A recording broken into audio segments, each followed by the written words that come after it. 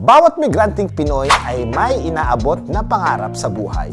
Kahit madalas napakahirap abutin, ngunit likas sa atin ang pagiging matyaga at matiisin.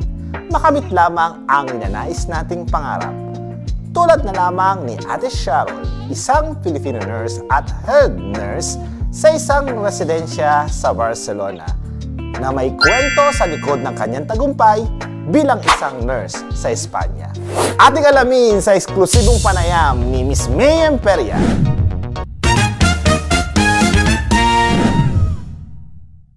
Once again, May Emperia here for Katambayan Vlog. Today is a special segment para sa Katambayan kasi makakasama natin ang head nurse sa grupo Baston de Oro. Last December 7, 2023, she's been awarded sa Mega Spain, the Field and Achievement Healthcare and Community Service Awardee. Please welcome Ms. Sharon Alcedo. Hi ate, thank you so much for guesting. No ate, gusto ko lang din ma-ask kasi marami din sa atin kung ano ba yung Baston de Oro. Ang grupo Baston de Oro, isang empresa ng mga residensya, mga nursing homes. Actually, dito sa Spain, meron tayong 7 nursing home na part ng Baston de Oro. So, dalawa dito sa Barcelona, isa sa Samboy, dalawa sa Tarragona, isa sa Madrid, tsaka recently sa Malaga. Pero ikaw, saan ka nakabase dito ako talaga? Nakabase ako sa Residencia Los Tilos dito sa may Calle Sardenya. Yun yung pangalawang residensya na inopen nila. Ano yung De Los Trio? Kasi yung grupo Baston de Oro, ang names ng kanilang mga residensya ay names ng mga trees. Trees, puno. Dito, mga puno dito sa Spain. Kaya yung tilos, isang puno yon. Yung acacias, alam natin yung acacias. Yung tilos, isa din, yung sauces, isa din yon. Isang puno din yon. Lahat ng residensya nila, puno ang mga pangalan. Gano'ng katagal ka na nagwo-work to? 15 years.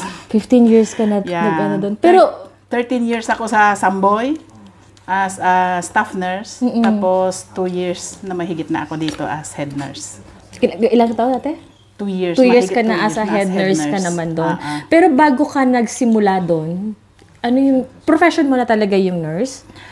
Yeah. Paano ka nakapasok doon? Kasi syempre, sa totoo lang, pahirapan tayo para makapasok, no? Kasi may friend kami dati. Sabi niya, "Uy, mag-apply ka dyan sa Hospital de Belviche kasi nagbabakasyon ng mga nurses." Ako naman takbo. Oo. Kasi nurse ako sa Pilipinas, ako naman takbo, nagbigay ako ng mga curriculum ko, ganyan. Tapos tinawagan nila ako. Sabi, hindi homologado, hindi convalidated yung yung pinag-aralan mo. Kailangan i-convalidate. Paano ba yun? Tinanong ko sa kanila kung paano i-convalidate. Sabi niya, pumunta ka sa Ministerio de Educación dito sa may Calle Vergara, ibibigay nila lahat yung mga kailangan requisitos mo. Yung requirements. Di nagpunta naman ako. Paunti-unti, pinadala ko lahat yung mga papers ko. Kasi nga gusto ko talaga magtrabaho. Tapos nung nakaprocess, syempre, bahay muna, restaurant. Yung normal naman talaga natin trabaho dito. kasi naghihintay ka eh. Nung dumating na yung homologation, 2002, wala pang mapasukan. At saka parang natakot din akong pumasok, kasi sabi ko, estranghera ako. Hindi ko alam kung paano yung patakaran nila dito, kung paano sila magtrabaho dito, kung ano yung mga trabaho nila dito. Kaya 2002, nga na lumabas, wala pa, ako, restaurant. Pero ate, paano yun? Kasi syempre, tiba idioma. Hindi kinailangan sa akin yung idioma. Very good. Ang ganda, ang galing. Yung mga papers lang. Ang sinabi lang sa akin, depende sa grades mo. O kung mako-convalidate kang nurse, o kung mako-convalidate kang parang auxiliar lang. Yung hindi nurse. Parang doon ka sa administration, parang ganon. Iyon ang sabi nila. Pero nung dumating naman na yung diploma ko, nurse naman na ang nakalagay. Pero yung 2008, nagkulang ang nurses dito sa Spain. Oo, yun nga yung nabalitaan ko na nangailangan talaga sila ng nurses. No? Yeah. Doon nagkaroon ng oportunidad yung mga... Doon ako nagkaroon ng opportunity. Oh, that's good. Kasi may isang empresa na naghanap ng mga nurses. Kinontak niya ang Sentro Filipino. Nung yung Sentro Filipino nagtawag ng mga nurses, lahat kami, dami namin doon. Puno ang Sentro Filipino.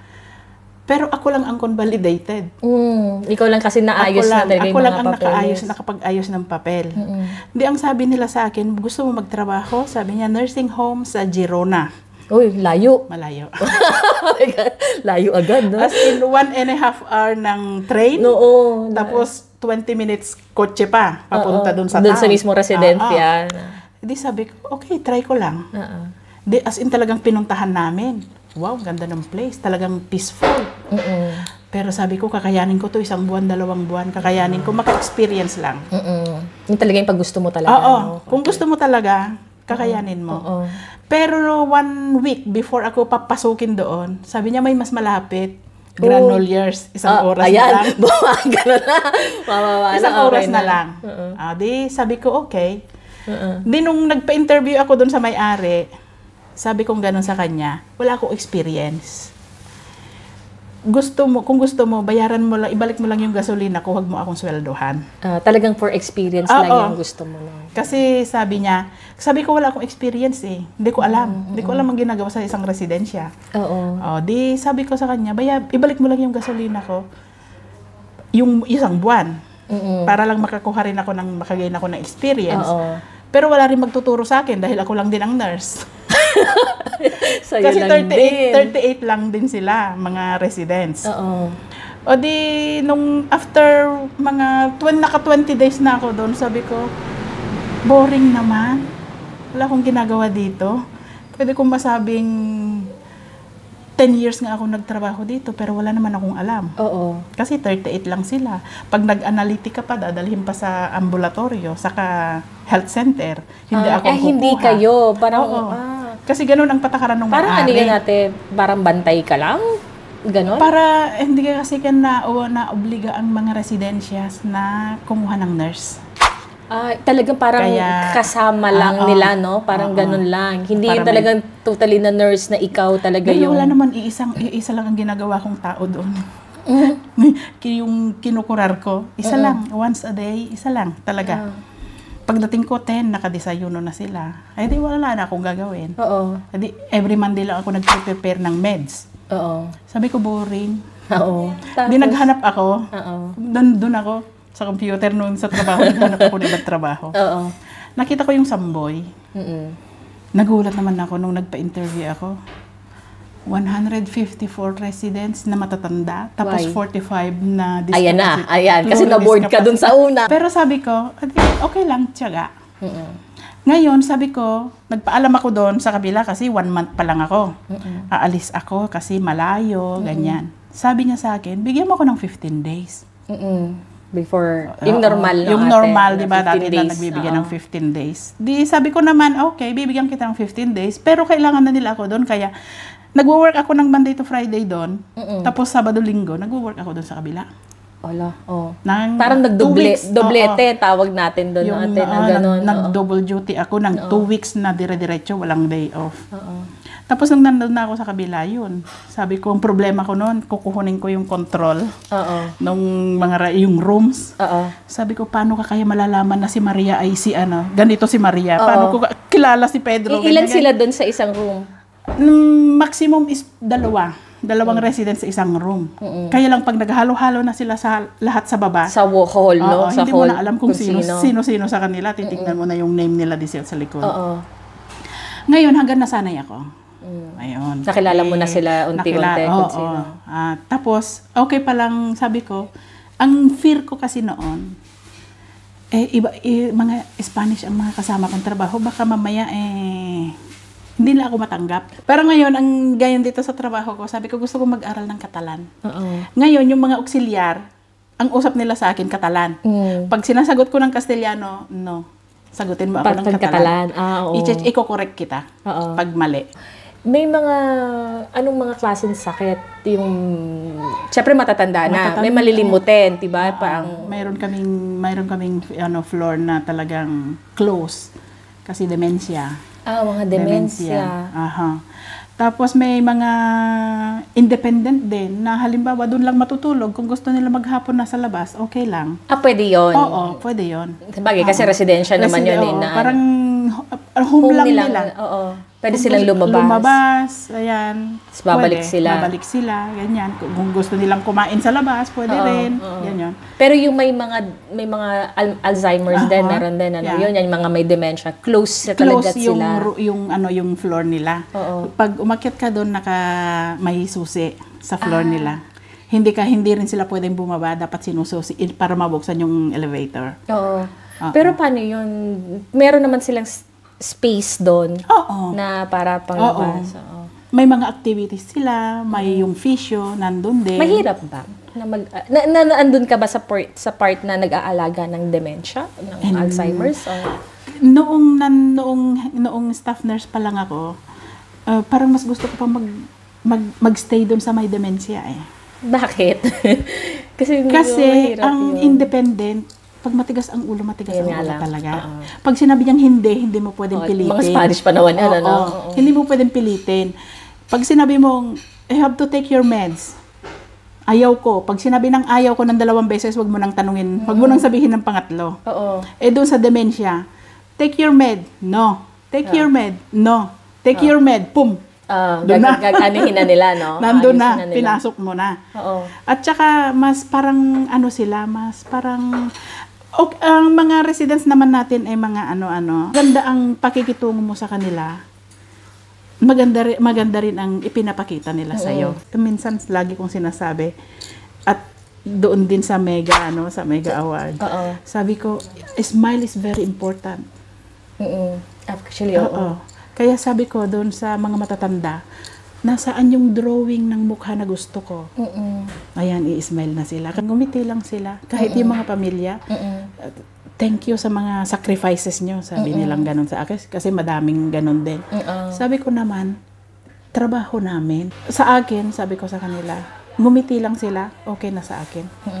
Kahit hindi na sila magsalita. Ngiti lang. Ngitian ka lang. Talagang tanggal na ang pagod. Ang pagod mo dun sa Alam ko, meron ka pang 2 talented na anak, no? Yung isa nagbabanda, at yung isa nagko-choir, nagko-concert.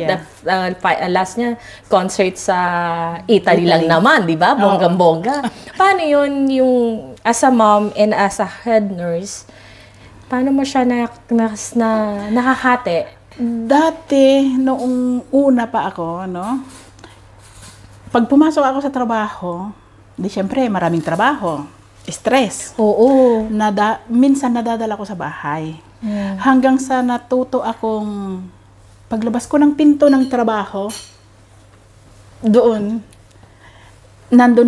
maiiwan doon ka lang. Yung stress. Kasi alam kong sa bahay may naghihintay sa akin. Sabi nga ng doktor ko, sabi niya, hindi ka na natuto, lagi kang stress. Sabi ko gano'n sa akin. Sabi ko naman, kasi gusto ko, yung kalalabasan, maganda. Yung hindi mapapagalitan. Sabi kong gano'n. Kasi pag pinagalitan, yung nurse ko, parang pinagalitan na rin ako. Ikaw na rin yun eh. Oo, ako na rin yun. Sabi ko gano'n, pinagsabihan siya, pinagsabihan na rin ako. At sinong sasagot? Sabi ko ako, kahit hindi akong gumawa. Sabi niya, isipin mo, paglabas mo dito, may pamilya kang naghihintay. Ang ganda.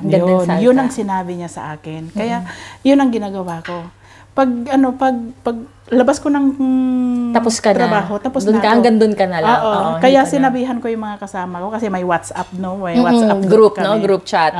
Sabi ko sa kanila, pag day off ko, pag wala ako dito, hindi ako sasagot ng chat natin. Phone, hindi ako sasagot, hindi ako magde-decide. Bahala kayo. Alam nyo na ang gagawin nyo. Malalaki na kayo. Kaya tama naman siya, ate. Siyempre, may anak din ako. Minsan, pagkatapos ng trabaho, susundo pa ako sa choir. Naranasan ko yan hanggang nananaginip ako. Yung trabaho ang pinapanaginipan ko. Sabi kong gano'n, maluluka ako nito. Kaya, hindi, mas magandang hindi ihalo. Kaya yung talagang Sabado-Linggo sa akin, ngayong fix na yung aking schedule na Sabado-Linggo, dedicated sa bahay, sa pamilya, yun ang ginagawa ko. Now, talagang tinatry ko na paglinggo ay sama-sama kami. Ganda yun, ate. Maganda kahit siya. Yun lang. Yun nga, pag makalabas nga lang kaming pamilyang kumain sa labas, kahit McDonald's, kahit ano lang, na yun sa akin. Rewards na, di ba? Oo. O kasi sama-sama kasi the time, kami. kasi yun yung importante, nakakalimutan din ng karamihan yung health and the time to the family din. Yun din kasi importante. Anyways, ate, thank you so much. Pinaghanda tayo ni Ate Basil ng masarap na pampikar. Ate Basil ng Grand Familia. Thank you so much. Ate, any message para dun sa mga Filipino na may gusto din nilang maatim? May group kami ng nurses na hindi pa naman organisasyon. Mag-election pa lang kami. Kaya lang, inaumpisahan na namin ito 2 years ago na tumulong para sa mga Filipino nurses na nandito sa Barcelona na gustong magtrabaho. Kaya lang, primero, ang unahin yung mga papeles. Mahigit kaming 200. Ang dami na. Lahat sila nandito. Barcelona. Nasa Barcelona chapter, kumbaga. Kaya ngayon, ang Philippine Consulate nakikipag-ugnayan sa amin para tulungan na ma-convalidate kasi ang gobyerno din natin gusto rin nilang ma-i-upgrade yung mga Filipinos. Madaming Filipino dito, nurses, gusto rin nilang makapagtrabaho sila bilang nurse. Normally, karamihan na sa group na namin. No? Paano kami pupunta dun sa group na yon? Meron kaming questionnaire na sinasagot. Kung nakita naming nurse siya at nandito sa Barcelona, ina-accept namin. Saan namin pwedeng tumingin? Nandito sa may Facebook, Filipino Nurses in Barcelona. Filipino Nurses in Barcelona. Yun, doon. Filipino Nurses in Barcelona. I-fill up yung mga sagutin yung mga questionnaires, tapos i-admit namin kung makikita talaga namin nandito siya sa Barcelona at nurse siya. Talagang tapos, yung mga requirements, yung last January, nagpunta kami sa Philippine Consulate.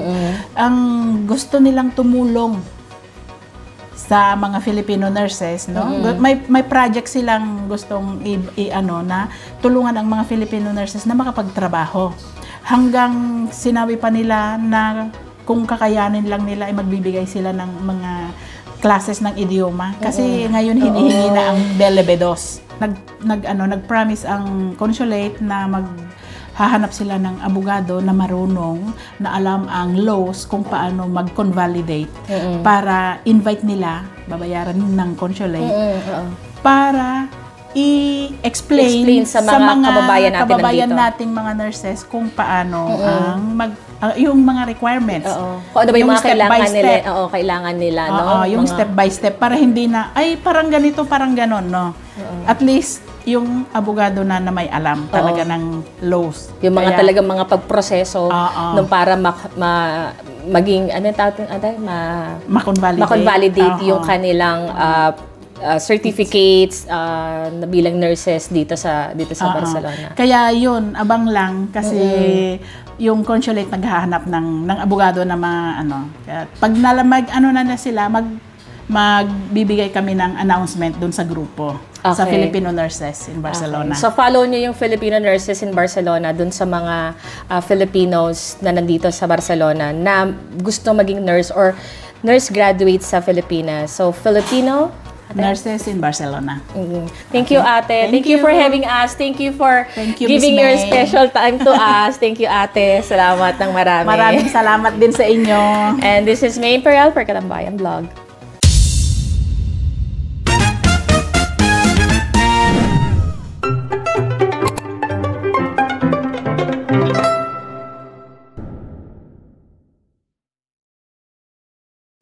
Ang programang ito ay handog sa inyo ng Spain Travel Corporation. Kagapay mo sa iyong paglalakbay.